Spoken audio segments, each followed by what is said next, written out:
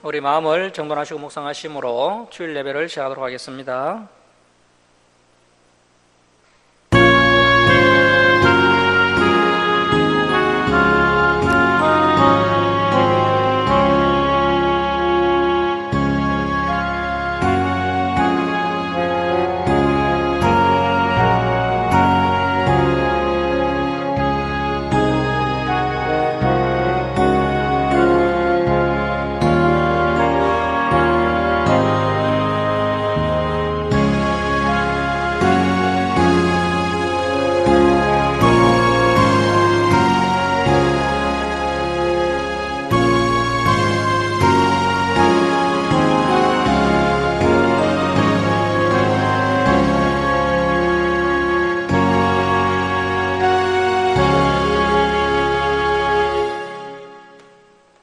내가 산을 향하여 눈을 돌리라. 나의 도움이 어디서 올까? 나의 도움은 천지를 지으신 여호와에게서로다. 아멘. 사랑의 하나님 아버지, 이 시간 저희들이 하나님께 찬송과 경배를 올려드리오니 저희들의 예배를 기뻐받아 주옵소서. 저희들이 온유하고 겸손한 마음으로 하나님의 생명의 말씀을 가슴안에 새기는 시간 되게 하시고, 지난 삶을 돌아보며 회개하며 다시 새 힘을 공급받는 귀한 은혜의 시간 되게 하여 주옵소서.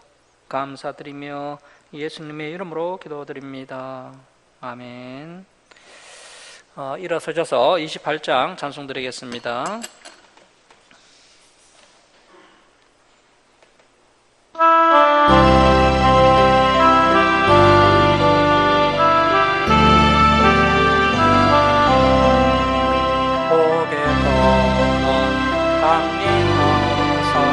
찬송하게 하소서. 한량없이 자비하신 청량할 길 없도록 천사들의 찬송가를 내게 가로치소서. 구속하신 그 사랑 항상 찬송합니다.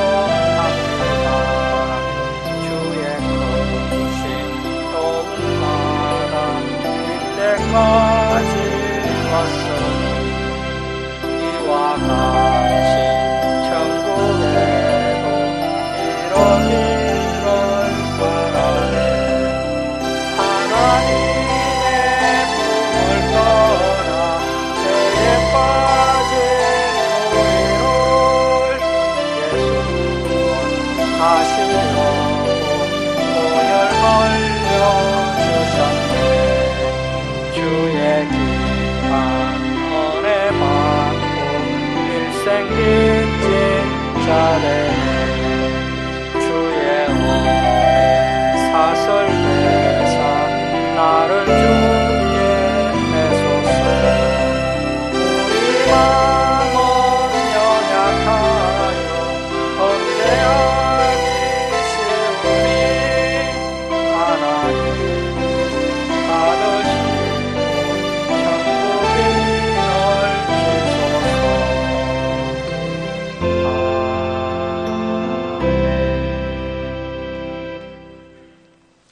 성시교독 16번 시편 28편입니다. 성시교독 16번 시편 28편입니다.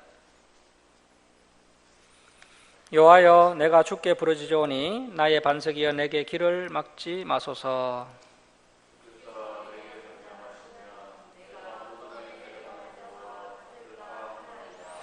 내가 주의 지성소를 향하여 나의 손을 들고 주께 부르짖을 때에 악인과 악을 행하는 자들과 함께 나를 끌어내지 마옵소서.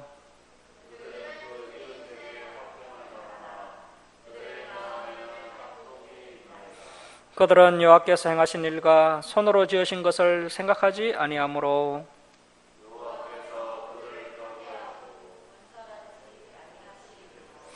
여호와를 찬송하며 여호와는 나의 힘과 나의 방패이시니. 함께 읽겠습니다. 여호와는 그들의 힘이시요 그의 기름 부음 받은 자의 구원의 요새이시로다. 아멘. 사도신경으로 신앙 고백 드리겠습니다. 나는 전능하신 아버지 하나님 천지의 창조주를 믿습니다. 나는 그의 유일하신 아들 우리 주 예수 그리스도를 믿습니다. 그는 성령으로 잉태되어 동정녀 마리아에게 나시고 본디오 빌라도에게 고난을 받아 십자가에 못 박혀 죽으시고 장사된 지 사흘 만에 죽은 자 가운데서 다시 살아나셨으며 하늘에 오르시어 전능하신 아버지 하나님 우편에 앉아 계시다가 거기로부터 살아있는 자와 죽은 자를 심판하러 오십니다.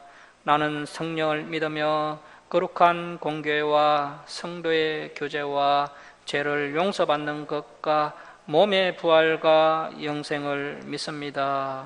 아멘. 성경 말씀은 여호수아 16장 5절에서 10절입니다. 여호수아 16장 5절에서 10절입니다. 5절에서 10절 우리 교독하겠습니다. 에브라임 자손이 그들의 가족대로 받은 지역은 이러하니라. 그들의 기업의 경계는 동쪽으로 아다롯 앗달에서 잇벳 호론에 이르고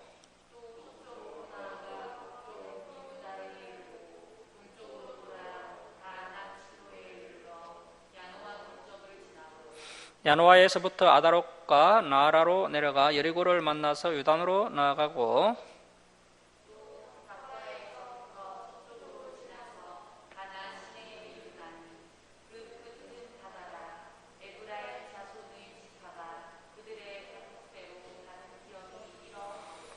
그 외에 므낫세 자손의 기업 중에서 에브라임 자손을 위하여 구분한 모든 성읍과 그 마을들도 있었더라.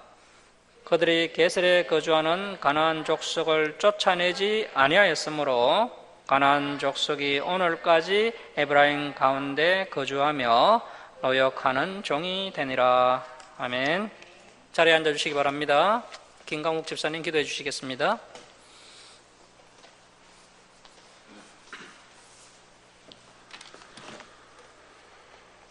기도하시겠습니다. 하나님 아버지 감사합니다. 한 주간도 저희를 사랑으로 먹이시고 지켜주셔서 하나님 전에 나와 예배드리게 하심에 감사와 찬송과 영광을 올려드립니다. 이 시간 우리의 예배를 기뻐 받아주시고 하나님의 말씀을 바르게 보는 눈과 듣는 귀와 깨닫는 마음을 주셔서 하나님의 말씀을 통하여 하나님의 심정을 알아가며 우리의 인격과 삶이 그리스도인답게 변화되고 성숙해지는 복된 시간 되게 하여 주시옵소서. 지난 한 주간도 육신의 연약함을 핑계로 하나님이 원하시는 삶을 살지 못하고 우리의 짧은 지혜와 계산에 의지하여 어리석게 살았음을 고백합니다.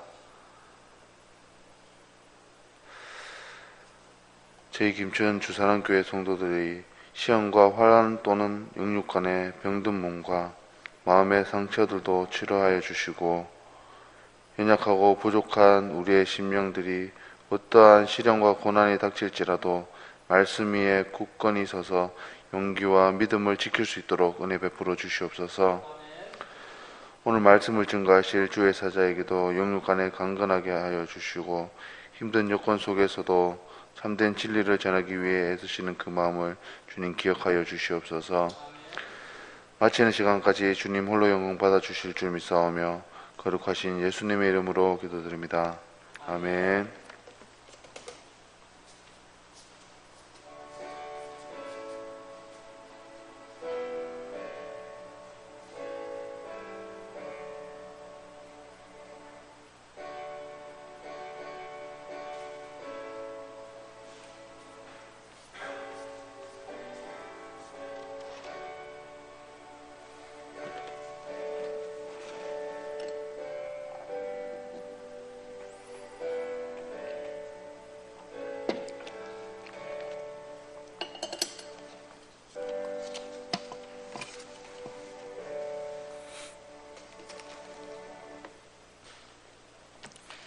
(430장) 찬송 드리겠습니다.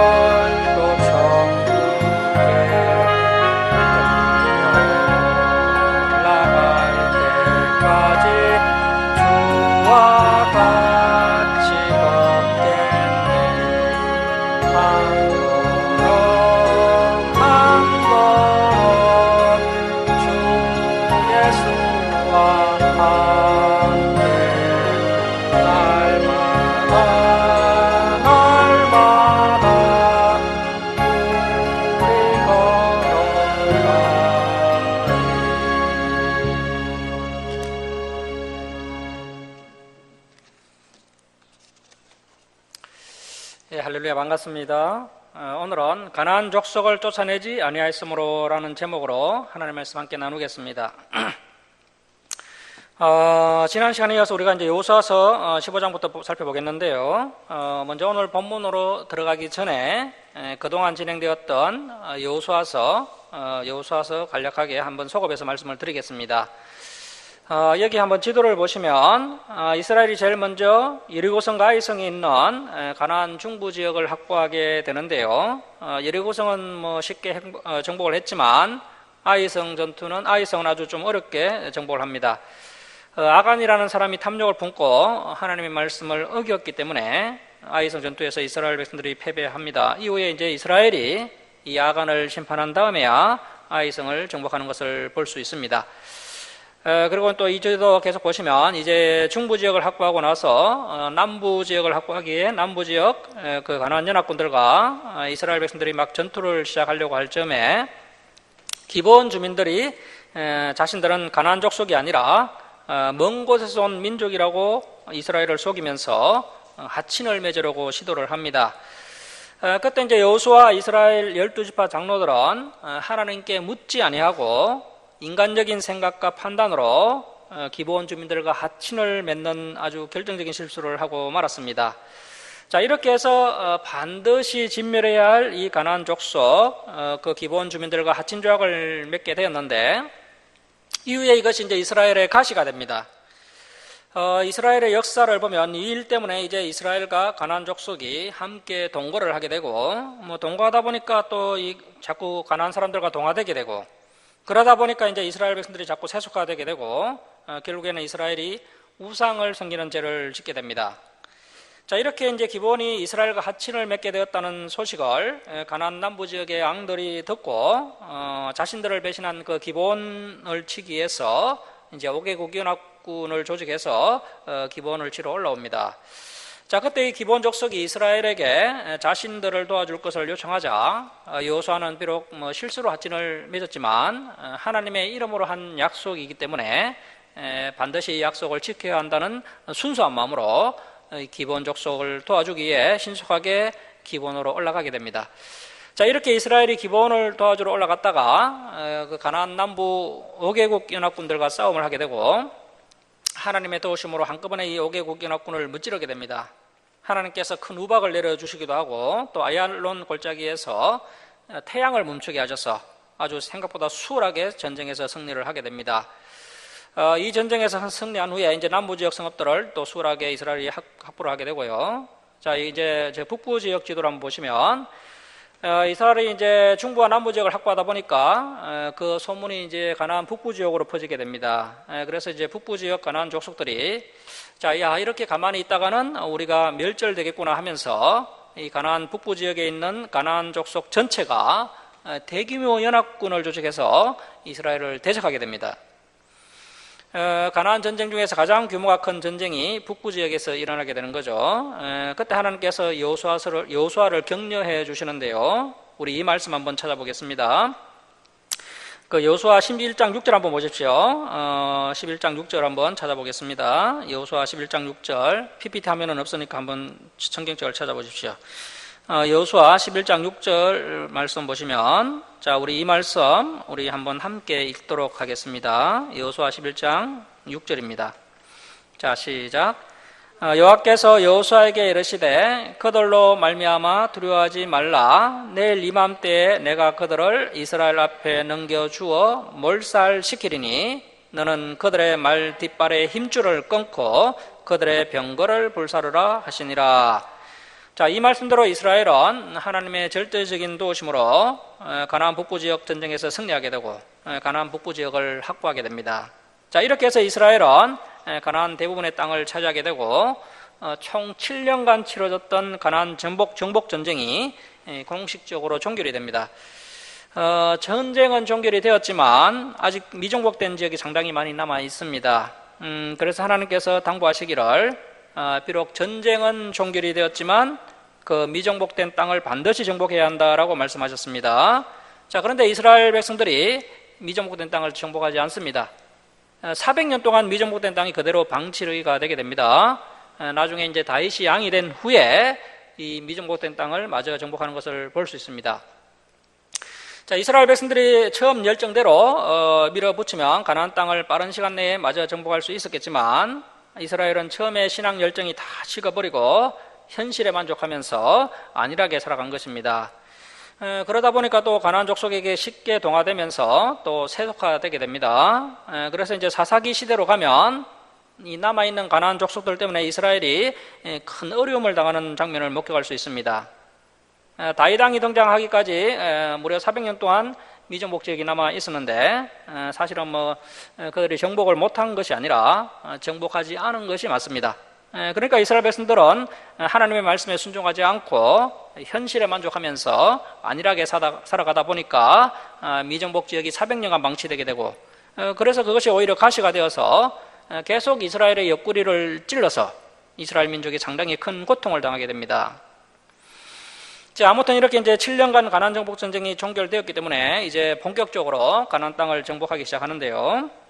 이제 땅 분배 지도 한번 보십시오. 땅 분배 지도 한번 보시면 이스라엘이 이제 가나안 땅 서편 땅을 분배하기 전에 과거에 모세가 이미 정복하여서 분배하였던 그 요단 동편 땅을 다시 한번 여호수아가 재확인하는 장면이 나오고요. 이 요단 동편 땅은 르우벤, 므낫세, 갓 지파, 르우벤, 갓, 므낫세 반지파에게 이미 분배를 하였습니다. 자, 이제 여호수아 14장부터는 본격적으로 땅 분배가 나오는데요. 요단과 서쪽 땅을 이제 본격적으로 분배하기 시작합니다. 그래서 이 순간이야말로 여호수아의 인생에 있어 가장 중요한 순간이 되겠습니다.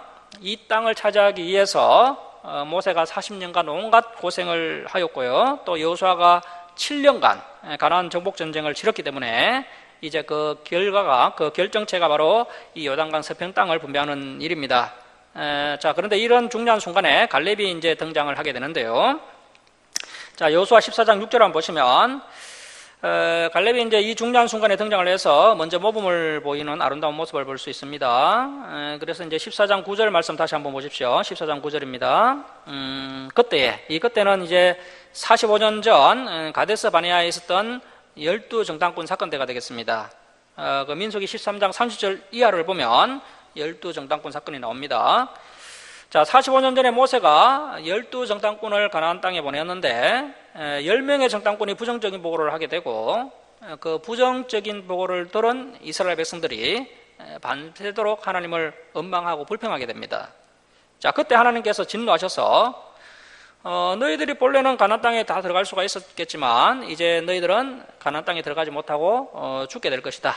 그리고 앞으로 38년간 광야 생활이 더 추가되게 될 것이고 너희의 후손들 즉 강야 2세대만 가나안 땅에 들어가게 될 것이다. 이렇게 말씀하시게 됩니다.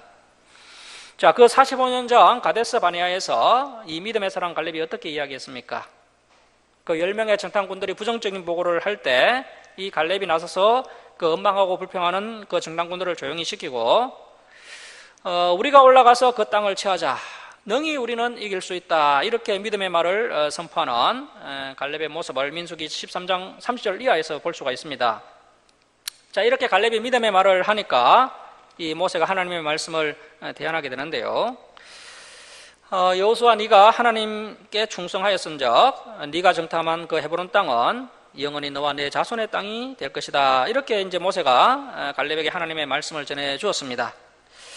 그러니까 이제 45년 전 그 가데스 바네아에서 하나님께서 이제 모세를 통해서 갈렙에게 말씀하셨던 그 말씀을 이 갈렙은 45년 동안 꼭 붙잡고 있었던 것입니다. 네 발로 밟는 땅은 영원히 너와 내 자손의 기업이 될 것이다. 이 짧은 구절을 갈렙이 그의 나이 40세부터 85세까지 무려 45년간 붙잡고 전혀 흔들림 없이 믿음으로 달려와서 이제 때가 되어서 이 말씀을 붙잡고 그 위험한 땅, 그 가장 큰 그인족들이 사는 그 견고한 헤브론 산지를 자신에게 달라고 요청을 한 것입니다. 자, 여호수아 14장 9절을 계속 보시면 이 갈렙이 말하기를 이 헤브론 산지를 지금 내게 주소서. 당신도 그날에 들으셨거니와 그곳에는 그 그인족 아낙 사람이 있고 그 성읍들은 크고 견고할지라도 여호와께서 나와 함께 하시면 내가 여호와께서 말씀하신 대로 그들을 쫓아내리다. 자, 이렇게 여호수아에게 요청을 한 것입니다. 아무도 올라가려고 하지 않는 그 위험한 땅, 그 헤브론 산지는 가장 위험한 땅이기도 하지만 또 가장 좋은 땅이기도 합니다. 이 헤브론은 해발 한 1000m 정도의 위치에 있는 분지이고요. 기온도 아주 선선해서 살기에 좋은 땅입니다. 이 헤브론 땅은 이미 아낙 자손들 중에서도 가장 큰 거인족인 아르바 사람들이 차지하고 있었지만 이 갈렙과 유다 자손들이 믿음으로 올라가서 그 아낙 자손들과 싸워 이기고 이 좋은 헤브론 땅을 차지하였던 것입니다. 오늘날 저와 여러분은 성경 66권이 완벽하게 완성되어서 이미 우리의 두 손에 주어져 있습니다. 그런데 우리는 이 완벽한 말씀을 가지고도 이리 흔들리고 저리 흔들리는데 이 갈렙은 이 짧은 한 구절을 붙잡고 흔들리지 않고 45년 동안 한결같은 믿음으로 달려왔습니다. 그래서 우리가 이 갈렙의 한결같은 믿음의 모습을 보면서 다시 한번 우리가 결단하는 시간을 가져야 할 것입니다. 자, 이 갈렙은 이스라엘 공동체 가운데 여호수아 다음으로 서열 2위가 되는 사람이었습니다. 강야 1세대 중에 가나안 땅에 들어온 사람은 여호수아, 갈렙 두 사람밖에 없습니다. 이 갈렙은 여호수아와 함께 끝까지 충성한 민족의 어르신입니다. 현재 갈렙은 나이가 85세입니다. 갈렙은 여호수아에게 찾아가서 얼마든지 좋은 땅을 달라고 요구할 수가 있습니다. 내가 그동안 열심히 충성 봉사했고 이제 내 나이가 늙었으니 그동안 정복한 땅 중에서 가장 좋은 땅을 내게 달라, 이렇게 요구할 수도 있었지만 그렇게 하지 않고 내가 헤브론 땅으로 직접 올라가서 그인족 아낙 자손들을 쫓아내고 우리 유다 지파 땅으로 만들겠다. 자, 이렇게 믿음의 말을 하고 그 땅을 차지해서 이스라엘 백성들에게 모범을 보여주었던 것입니다. 자, 그렇게 했더니 이제 14장 15절 보십시오. 어떻게 이제 결론이 났습니까? 자, 우리 14장 15절 우리 한번 함께 읽겠습니다. 자, 시작. 헤브론의 옛 이름은 기랏 아르바라. 아르바는 아낙 사람 가운데에서 가장 큰 사람이었더라. 그리고 그 땅에 전쟁이 거쳤더라. 자, 그 땅에 전쟁이 거쳤더라. 쟁기를 붙잡고 뒤를 돌아보지 않는 이 갈렙의 단호하고 확실하고 온전한 믿음 앞에 불가능할 것 같은 이 헤브론 땅에 전쟁이 거치고 평화가 임하게 되었다는 것입니다. 전쟁이 거쳤다는 것은 이 갈렙이 헤브론을 완벽하게 차지를 했다는 뜻이 되겠습니다. 자, 이러한 갈렙의 변함없는 충성, 또 변함없는 믿음, 변함없는 소망을 보고 여호수아와 온 이스라엘 백성들은 이 가나안 땅을 분배하는 이 중요한 순간에 엄숙해질 수밖에 없었을 것입니다. 자, 이렇게 민족의 어른이 먼저 모범을 보여주자 가나안 땅 분배가 아주 수월하게 이루어지는 것을 볼 수가 있습니다. 자, 이제 지금부터 이루어지는 가나안 땅 분배는 창세기 12장에서 하나님께서 아브라함에게 주시겠다는 주시겠다고 약속하신 땅에 대해 땅이 주시겠다고 약속한 땅을 주시겠다고 약속한 그 약속이 이제 약 600여 년 만에 성취가 되는 그런 감격적인 장면인데요. 지난 시간에 말씀드렸던 것처럼 가나안 본토 요단 서편 땅을 분배할 때 하나님께서 이제 이 약속하신 땅을 제비뽑기로 이제 분배를 하였습니다. 자, 이제 15장 1절에서 12절을 보시면 갈렙이 대표로 있는 유다 지파가 가장 먼저 제비를 뽑아 땅을 분배하는 장면이 기록되어 있는데요. 자, 여호수아 15장 1절 한번 보십시오. 또 유다 자손의 지파가, 자, 그래서 유다 지파가 제일 먼저 땅을 분배받습니다. 그들의 가족대로 제비 뽑은 땅의 남쪽. 자, 땅을 분배할 때 가장 기본적인 방식이 제비 뽑는 방식인데요. 그래서 목소리가 큰 사람이 좋은 땅을 차지하고 또 나이가 많은 어르신이 좋은 땅을 차지하는 것이 아니라 이렇게 이제 제비를 뽑아서 공평하게 분배를 하게 됩니다.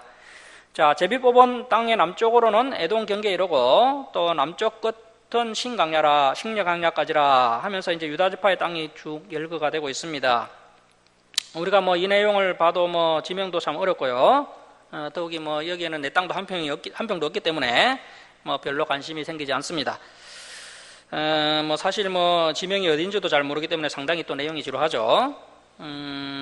하지만 이 땅 분배하는 부분은요, 분명히 의미가 아주 큰 부분이기 때문에 우리가 또 살펴봐야 합니다. 하지만 뭐 일일이 또 지명을 다 살펴볼 필요는 없습니다. 그래서 이 시간에는 이제 지도를 중심으로 간략하게 한번 살펴보겠습니다. 자, 유다 지파가 헤브론 산지를 중심으로 이제 남쪽 지역을 할당받게 되는데요. 그래서 여기 한번 땅 분배 지도를 보시면서 간단하게 넘어가도록 하겠습니다. 자, 이제 15장 13절에서 19절은 아주 중요한 말씀이 나오는데요. 그 유다 지파 갈렙의 헤브론 땅 쟁취 과정이 기록되어 있습니다. 이 갈렙이 쟁취한 이 헤브론은 아주 역사가 깊은 그런 성읍이었습니다. 이 헤브론이 성경에서 가장 먼저 등장했던 때가 창세기 13장입니다. 이제 유다 지파가 갈렙이 쟁취하게 되는 이 헤브론 성읍의 역사를 우리 한번 살펴보도록 하겠습니다. 자, 우리 창세기 13장 18절 한번 보십시오. 창세기 13장 18절입니다.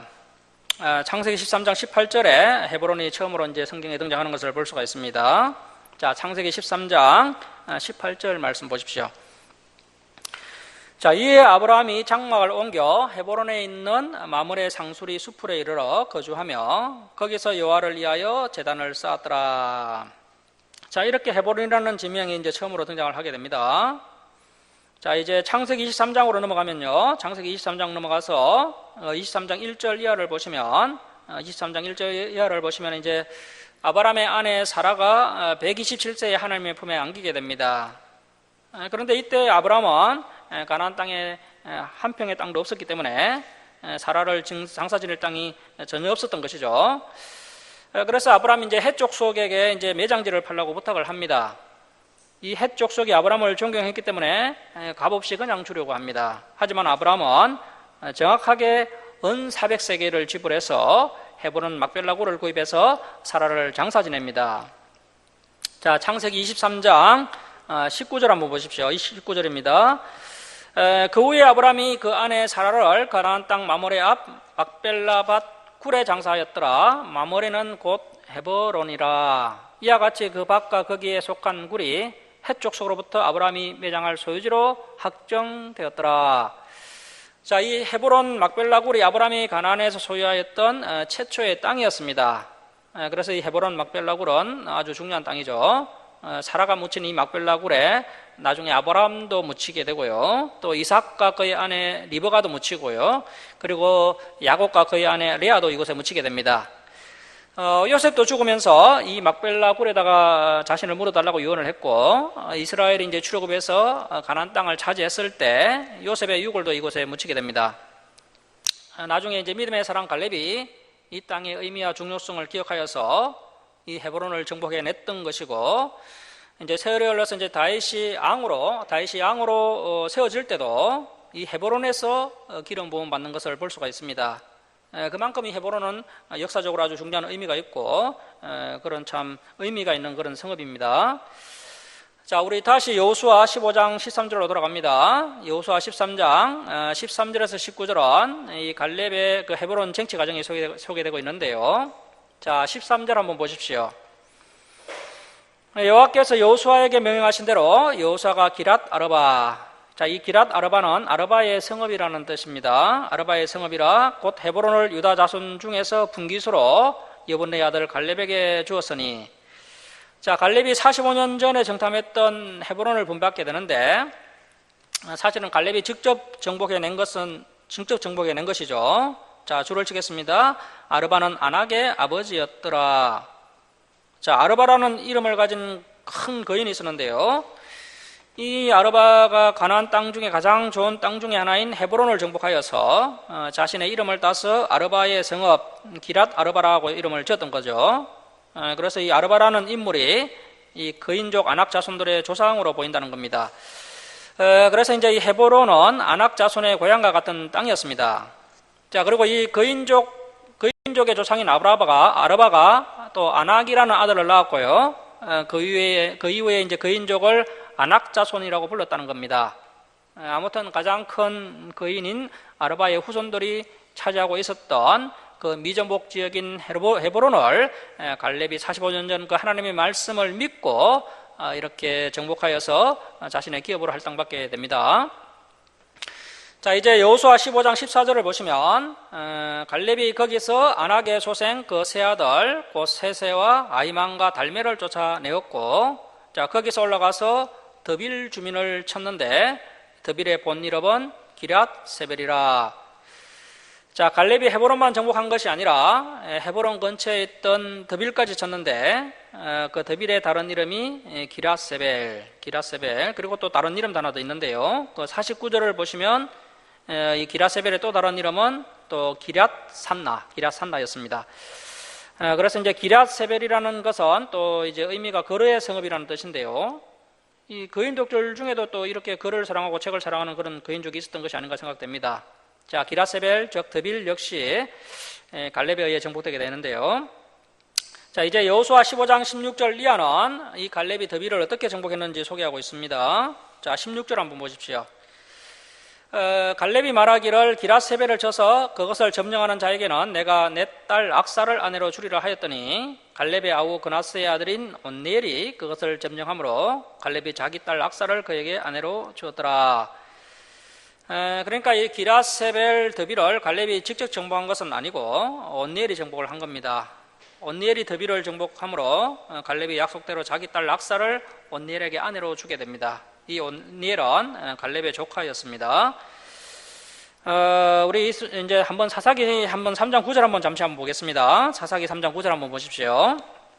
자, 사사기 3장 9절 한번 보시면은 이스라엘 자손이 여호와께 부르짖음에 여호와께서 이스라엘 자손을 위하여 한 구원자를 세워 그들을 구원하게 하시니 그는 곧 갈렙의 아우 그나스의 아들 온니엘이라.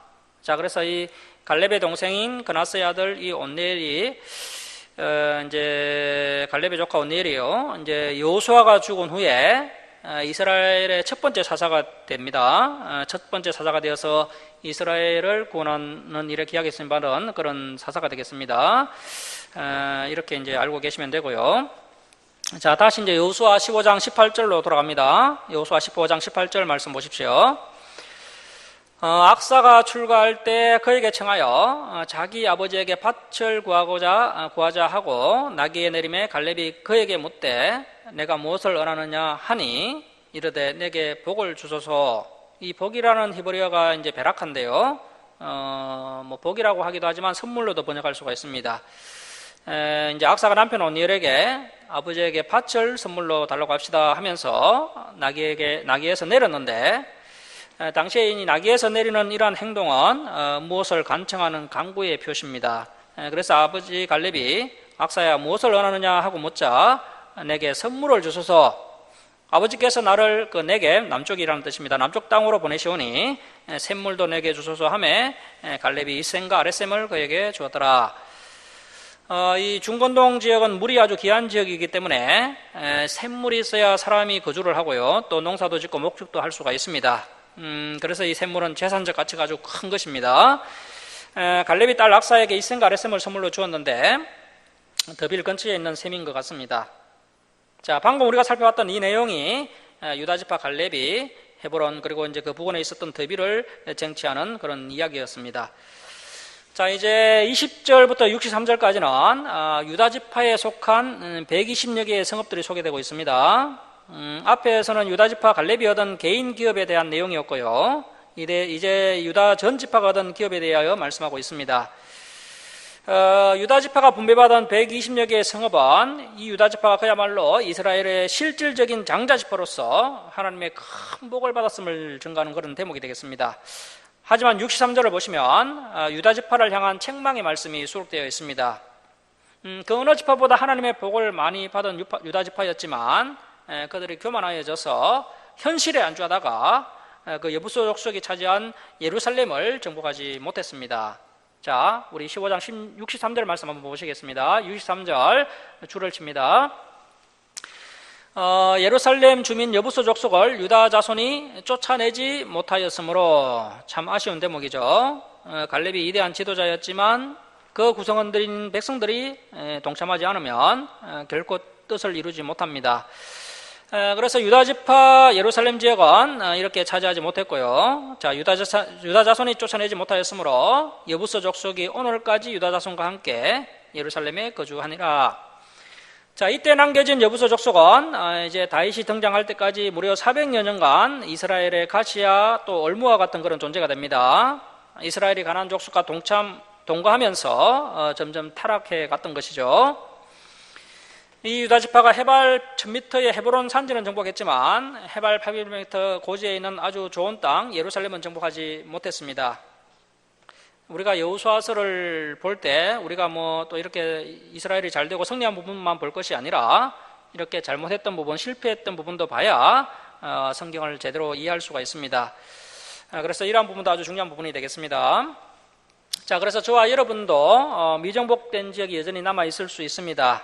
그 남겨진 미정복된 지역, 여전히 남아있는 그 제약을 완전히 제거하지 않는다면 그 남겨진 제약이 결국 우리 자신을 찌르는 가시와 또 올무 역할을 하게 된다는 것을 이 성경은 경고하고 있습니다. 그래서 남겨진 제약이 우리의 미래를 불행하고 치욕스럽게 만들 수 있기 때문에 제약을 완전히 정복해내는 우리의 신앙이 되어야 함을 이 본문이 교환하고 있는 것입니다. 자, 이제 여호수아 16장으로 갑니다. 여호수아 16장은 이제 요셉 지파 땅이 분배되고 있는데요. 요셉 지파는 두 지파가 있죠. 그 요셉의 두 아들 므낫세와 에브라임이 있습니다. 레위 지파가 하나님의 소유로 넘어가면서 이스라엘이 이제 12지파에서 11지파가 되었는데, 요셉 지파가 또 므낫세 지파, 에브라임 지파 이렇게 두 지파로 나누어지면서 다시 12지파가 되게 됩니다.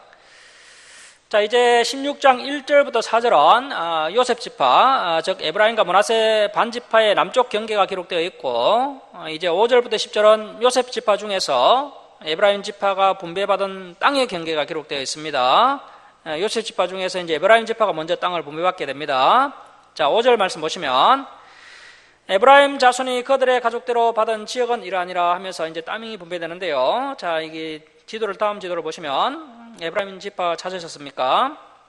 에브라임 지파가 이렇게 땅을 분배받고는 이제 믿음을 가지고 온전히 하나님의 말씀에 순종하여서 미정복된 땅을 갈렙처럼 마저 정복해내야 하는데 그렇게 하지 못합니다. 자, 16장 10절 한번 보십시오. 16장 10절입니다. 그들이 게셀에 거주하는, 자, 줄을 칩니다. 가나안 족속을 쫓아내지 아니하였으므로 줄을 칩니다. 오늘 설교 제목이죠. 가나안 족속을 쫓아내지 아니하였으므로 가나안 족속이 오늘까지 에브라임 가운데 거주하며 노역하는 종이 되니라. 자, 에브라임 지파가 가나안 족속을 쫓아내지 아니하였다는 것입니다. 충분히 쫓아낼 수 있었지만 의도적으로 하나님의 명령에 불순종했다는 것입니다. 자, 지금은 이렇게 가나안 족속들이 노역하는 종이 되었지만 나중 되면 이 종이 오히려 큰 소리치는 그런 날이 오게 됩니다. 저와 여러분도 충분히 하나님의 도우심으로 제약과 싸워 이길 수 있는데 온갖 핑계를 대면서 스스로 쫓아내지 않고 있는 것은 아닌지 이 시간 한번 돌아봐야 합니다. 이스라엘의 각 지파들은 군사력이나 물리적 자원이 부족해서 남아있는 이 가나안 족속을 쫓아내지 못한 것이 아니라 그들 자신이 가나안 족속을 쫓아낼 확실한 의지가 부족했기 때문에 쫓아내지 않은 것입니다. 이스라엘이 그들을 종으로 부려서 편안하고 안락한 삶을 누리고 싶었던 것이죠. 이스라엘은 하나님의 온전하신 뜻을 선택하기보다는 자신들의 현실적인 안락과 편리를 선택한 것입니다.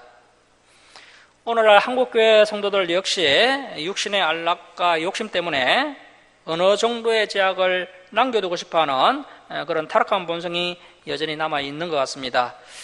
이러한 잘못된 선택으로 말미암아 이제 한국교회는 머지않아 치욕스러운 미래를 맞이하게 될 것입니다. 사사기 340년의 역사를 보면 그러한 이유로 남겨두었던 가나안 잔존 세력이 이제 이스라엘을 완전히 압도하여서 이스라엘을 340년간 제약의 깊은 수렁으로 밀어넣는 것을 확인할 수가 있습니다. 오늘날 우리 역시 가나안 족속을 쫓아내지 못하는 것이 아니라 안 쫓아내고 있는지도 모릅니다. 육신의 쾌락과 안락과 탐욕을 위하여 여전히 제약을 달라내지 않고 있는 것입니다. 제약과 맞서 싸울 확고한 의지가 우리에게 없는 것은 아닌지 우리가 다시 한번 돌아보고 성령의 금, 곧 하나님의 말씀으로 단호하게 이 제약들을 잘라내고 복된 인생을 살아가는 저와 여러분이 되어야 합니다. 자, 이제 17장 1절에서 13절은 요단 서편 므낫세 반지파가 분배받은 땅의 경계가 기록되어 있습니다. 자, 17장 12절 한번 보십시오. 12절. 므낫세 반지파 역시 가나안 족속을 완전히 쫓아내지 못합니다. 자, 12절 보시면, 자, 그러나, 자, 줄을 칩니다. 므낫세 자손이 그 성읍들의 주민을 쫓아내지 못함에 줄을 칩니다. 자, 이스라엘 백성들이 쫓아내지 못하기도 하고요, 또 쫓아내지 아니하기도 하면서 하나님의 말씀에 순종하지 않습니다. 자, 계속 보시면 가나안 족속이 결심하고 그 땅에 거주하였더니, 자, 이 므낫세 지파가 확실하게 나오면 이 가나안 족속들이 겁을 먹고 도망을 가든지 할 텐데, 이 므낫세 지파가 이렇게 어정쩡하게 행동을 하니까 이 가나안 족속들도 야, 여기 살아도 괜찮은 것 같다 하면서 함께 거주하게 된 겁니다. 자, 13절입니다. 이스라엘 자손이 강성한 후에야 가나안 족속에게 노역을 시켰고 다 쫓아내지 아니하였더라. 자, 그렇다면 반대로 이스라엘이 강성하지 않으면 오히려 이스라엘이 노역을 하는 일들이 일어나겠죠. 이제 사사기 시대가 되면 그러한 일들이 실제로 일어나게 됩니다. 자, 이제 14절에서 18절은 에브라임 지파, 므낫세 반지파가 땅을 더 요구하는 장면이 기록되어 있습니다. 이 여호수아가 요셉 지파 사람이죠. 요셉 지파 같은 지파 사람입니다. 여호수아는 에브라임 지파 사람인데요. 그래서 이제 여호수아가 우리가 같은 지파니까 여호수아에게 땅을 더 요구하면 이 여호수아가 그래, 너는 나와 같은 지파니까 내가 땅을 더 주겠다, 이렇게 하지 않을까 기대하면서 특혜를 요구하고 있는 장면입니다. 자, 14절 말씀 보십시오.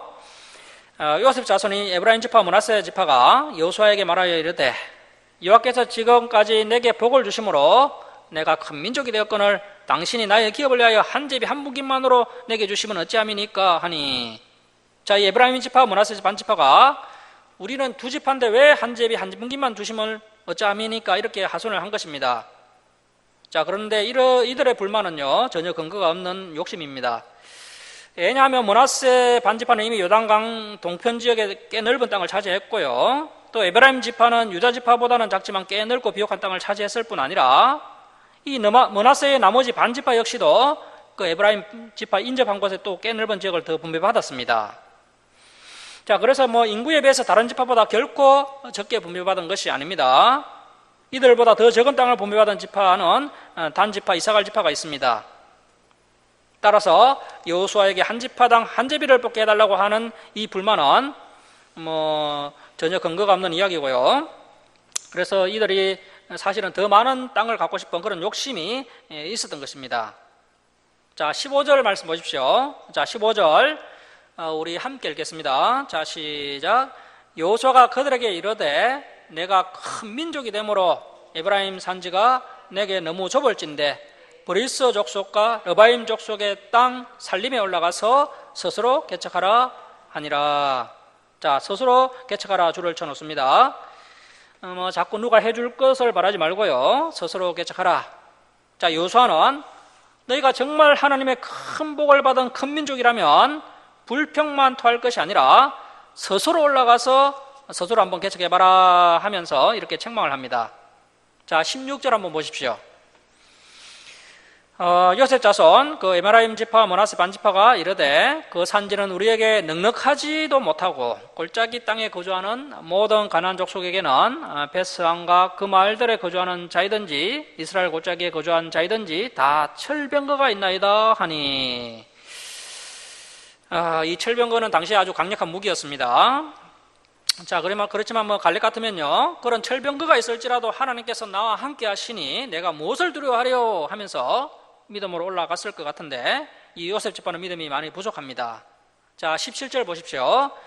여호수아가 다시 요셉의 족속 곧 에브라임과 므낫세에게 말하여 이르되 너는 큰 민족이요 큰 권능이 있은즉 한 분깃만 가질 것이 아니라, 자, 그러니까 너희는 이대한 요셉의 후손들이 아니냐, 한 분깃만 가질 것이 아니라 그 산지도 내 것이 되리니 비록 살림이라도 내가 개척하라 그 끝까지 내 것이 되리라. 가나안 족속이 비록 철병거를 가졌고 강할지라도 전능하신 하나님께서 함께 하시니까, 그리고 또 하나님께서 이미 주시기로 약속하신 땅이니까 네가 능히 그를 쫓아내리라 하였더라. 자, 하나님의 종 여호수아가 이렇게 이야기를 하면 그 말을 믿고 아멘 하고, 그래 그들이 비록 철병거를 가지고 있다 할지라도, 그들이 강하다 할지라도 내가 믿음으로 전진하겠다 하면서 전진했으면 아주 수월하게 그 땅을 쟁취하고 또 좋고 아주 넓은 땅을 분명히 차지하게 되었을 겁니다. 우리가 그동안 이 가나안 정복 전쟁을 쭉 살펴보면요, 아이성 전투 때 아간이 범죄를 해서 이제 34명이 죽은 것 외에는 다른 전쟁에서 이스라엘이 희생을 당했다는 그런 이야기가 기록된 것을 본 적이 없습니다. 패배는 있을 수 없는, 그야말로 승리가 보장된 아주 특이한 전쟁이 바로 이 가나안 정복 전쟁이었습니다. 저와 여러분이 치르고 있는 이 영적 전쟁도 마찬가지입니다. 저와 여러분이 이미 예수 그리스도의 보혈로 구원받았기 때문에 이 세상에서 우리가 살면서 때로는 우리가 마귀의 유혹에 넘어가서 넘어지기도 하겠지만, 우리는 이미 하나님의 선택된 백성이고, 또 우리 하나님께서 하나님의 백성들은 단 한 명도 잃어버리지 않겠다고 하나님께서 이렇게 단언하셨기 때문에 저와 여러분 역시 확실하게 승리가 보장된 사람들입니다.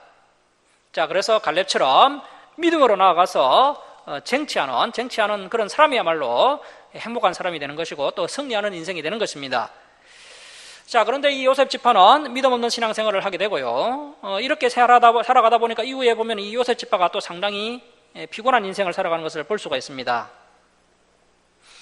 자, 그리고 이제 참 은혜로운 것은요, 이 여호수아가요, 요셉 지파 출신이었지만 자신의 지파에게 무슨 특혜를 베푼 것이 전혀 없다는 것입니다. 이렇게 이제 공평하고 청렴한 그런 지도자의 모범을 이 갈렙이 여호수아가 잘 보여주었다는 것이죠. 그래서 지도자는 이렇게 공평하고 청렴한 태도를 가져야 한다는 그런 교훈도 얻게 됩니다. 자, 말씀을 마치도록 하겠습니다. 사랑하는 성도 여러분, 저와 여러분에게 죄악과 싸울 확고한 의지가 있습니까? 거룩한 언약의 백성이라면 이 죄악과 치열하게 싸워야 합니다. 그래야만 반드시 우리가 하나님의 도우심으로 승리하게 될 것이고, 우리는 또 더욱더 성장하게 될 것이고, 또 복된 미래를 맞이하게 될 것입니다. 복된 주의를 맞이하여서 성령의 검 곧 하나님의 말씀으로 죄악들을 잘라내고 또 복된 인생을 살아갈 수 있기를 주님의 이름으로 축원합니다. 자, 기도하겠습니다. 사랑의 하나님 아버지, 오늘도 저희들에게 귀한 진리의 말씀을 깨닫게 하시니 감사드립니다. 우리 주사랑교회가 인간의 공로순으로 운영되지 않도록 붙들어 주시고, 교회에서 헌신한 이후에 특권을 주장하거나 목소리를 높이는 사람이 없고 늘 헌신의 모범을 보이는 그런 성숙한 성도로 가득한 그런 아름다운 교회가 될 수 있도록 붙들어 주시옵소서. 현재의 죄악을 단호하게 제거하지 않으면 그것이 결국 미래의 가시와 올무의 역할을 하게 된다는 것을 명심하여서 더욱 온전한 신앙을 지향하는 우리의 신앙이 될 수 있도록 도와주옵시고, 또 육신의 만족과 또 순간적인 편의를 위하여 적당히 죄악과 동거하는 그런 우를 범하지 않도록 저희들을 붙들어 주시옵소서. 성령의 검 곧 하나님의 말씀으로 죄악들을 마저 잘라내고 복된 인생들을 살아갈 수 있도록 은혜 베풀어 주시옵소서. 감사드리며 우리를 구원하여 주신 예수님의 이름으로 기도드립니다. 아멘. 433장 찬송 드리고 봉헌 드리겠습니다. 전지사님 봉사해 주시면 감사하겠습니다.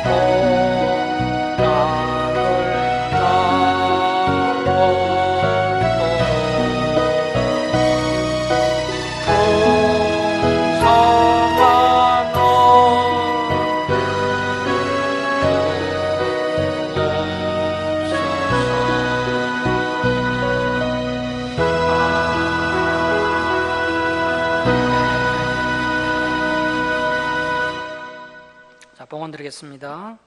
11제물 올려드립니다. 또 감사한금 올려드립니다. 그리고 범사에 감사합니다 하면서 감사한금 올려드렸습니다. 그리고 조정금 올려드립니다. 기도하겠습니다. 사랑의 하나님 아버지, 한량없는 은혜와 사랑에 감사드립니다. 저희들이 연약하여서 또 넘어질 때도 있지만 저희들을 내면하지 않고 다시 붙들어 주시고 다시 세워주시고 또 이렇게 예수님의 보혈로 정결케 하여 주시고 또 이렇게 진리의 길로 인도해 주시니 감사드립니다. 하나님 아버지, 저희들에게 베풀어 주신 크신 사랑과 은혜에 감사하며 또 저희들의 필요를 채워주심을 감사하며 하나님께 예물 올려드립니다. 기뻐 받아 주시옵소서. 이 예물을 올려드린 주님의 백성들, 주님께서 날마다 동행하여 주옵시고 또 가정에 감사와 기쁨이 넘쳐나게 하여 주옵소서. 또 기도에 응답하여 주셔서 또 여러 가지 문제 해결하여 주옵시고 부족한 것도 주님께서 아시오니 필요를 풍성하게 채워 주시옵소서. 이 예물을 주는 것마다 하나님의 영광이 나타나게 하여 주옵소서. 감사드리며 예수님의 이름으로 기도드립니다. 아멘. 교회 소식을 전합니다. 오늘 우리 예배에 참석하신 우리 성도님들 주님의 이름으로 환영합니다. 식당에 식사 차가 준비되어 있으니 꼭 드시고 돌아가시기 바랍니다. 우리 한국교회 예배 회복을 위해 또 주저랑기를 위해 함께 기도해 주시고요. 또 주일 예배 때 살펴봤던 말씀들 한 주간 동안 또 복습하시고 또 다음 주일에 진행될 말씀들도 미리 읽어오시기 바랍니다. 일어서셔서 5장 찬송 드리고 축도로 예배를 마치겠습니다.